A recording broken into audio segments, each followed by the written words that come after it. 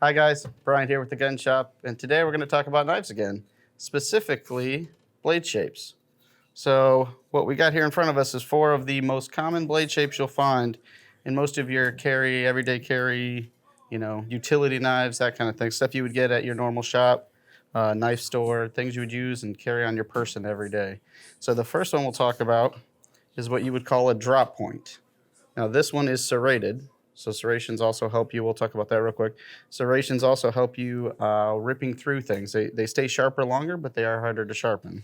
But a drop point is a blade shape that has a slow taper at the top of the tang, at the top of the blade here, and it meets the bottom, grind edge here to a point. They call it a drop point. A lot of these knife name blades, blade knife names, are very obvious. We'll say it like that.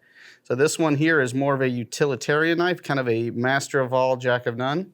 You could use it to pry, you could poke things with it, you could use it to stab if you had to.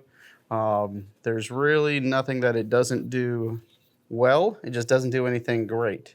Just average at slicing, average at stabbing, all those kind of things here. It's more of a utility knife, something you would take camping, or if you were deployed or something like that, it'd be a great knife for that because it can do everything.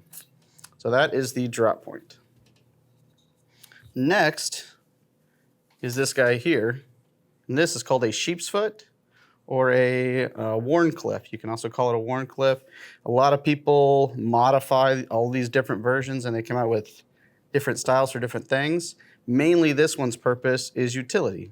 So cutting boxes, chopping stuff. You see a high grind on it, so it's a very fat blade.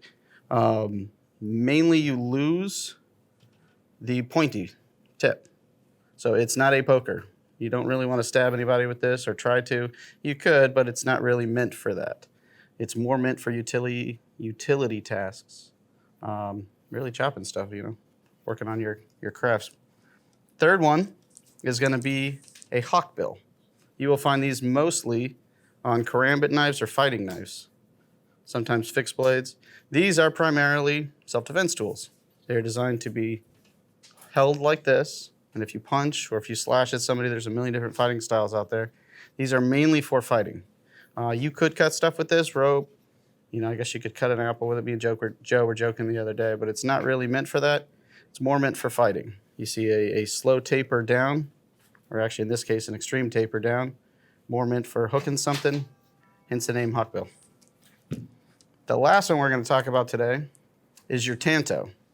These were originally designed by it was Chinese back in the day, but here you have a very quick chop up into the top of the blade. And what that does is that gives you a very strong tip. So you could pry with this, and it's primarily designed to be stabbing.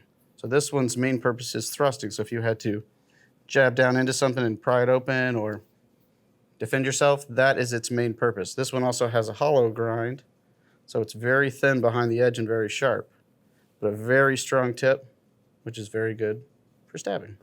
So again, guys, every knife has its own purpose and its own kind of blade shape. And even nowadays, you have like 10 main blade shapes, but everyone modifies them from that for slightly different purposes. But yeah, come check them out here at the Gun Shop and find one that suits your needs. Thanks.